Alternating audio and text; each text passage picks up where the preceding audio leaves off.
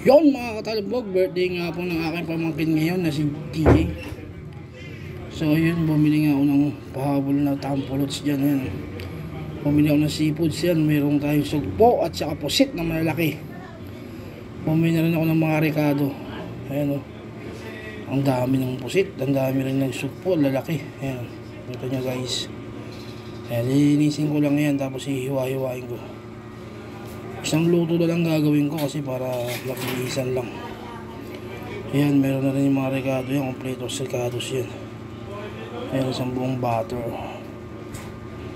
So, ayan o. Ayan.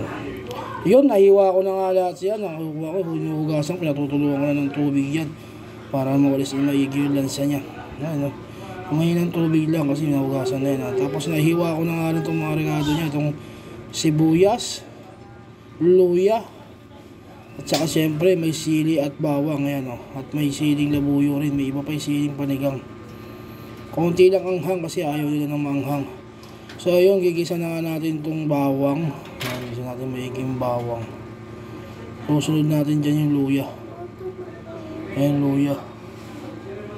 Luya, gigisa natin maigi. Ayan, gigisa maigi natin yan.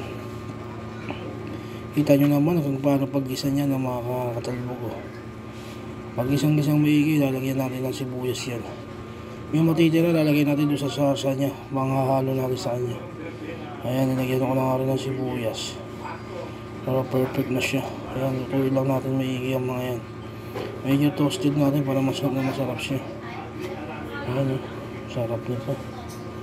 Lutuin lang natin siya maigi. Pag naluto na siya maigi, sasabay na natin itong mga seafoods. Natitiktik ko lang yung seafoods maigi niya. Ayan, mabangong-bango na siya. Yan, may patulang ang nakahanda dito. Siguro wala na dyan ang miswa mamaya. Kung may mga amats na yung mga umiinom. Kung nakita nyo, medyo maingay sa baba dahil may mga nagiinom nga. Kasi may shot puno dito ngayon. Birthday nga ng aming pamangkin na si JT. So, binatili na yung kaso. Hindi pa siya pwede uminom. Kaya mga chewing, mga lolo, mga pinsan na matatanda ang nandito. Ayan, habang naluto na maigi yan, eh, natiktik na maigi itong mga seafoods yan, ilagay ko na nga lang. Ito nyo naman, napakadami, isang kawali yan, oh. Ayan, oh. Napakadami.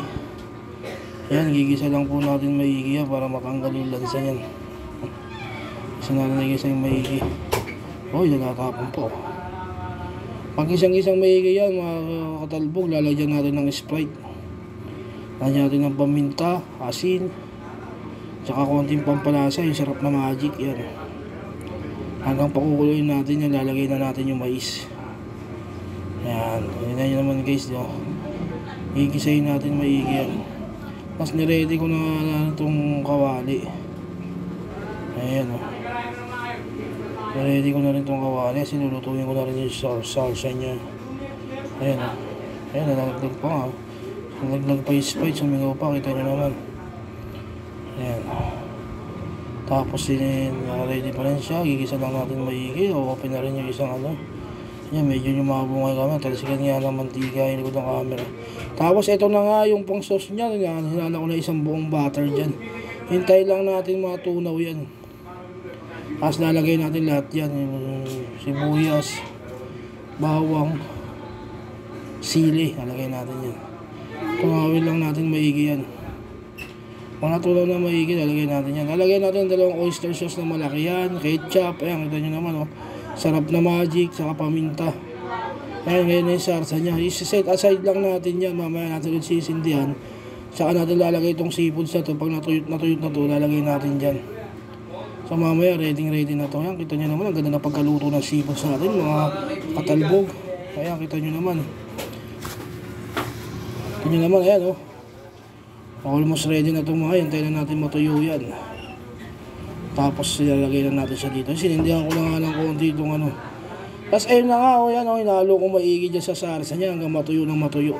Hanggang mahigop na lasa. So sobrang napakasarap talaga nito. At lagyan ko nga ng twist yan. Ilagay ko sa sizzling plate yan. Ayan, oh, kita nyo naman gaano kasarap mga katalbog. Ayan, kita nyo naman. Siguro napakaraming alak nito talaga. Shot puno ang mangyayari dito. So mga katalbog, tara! Shot puno!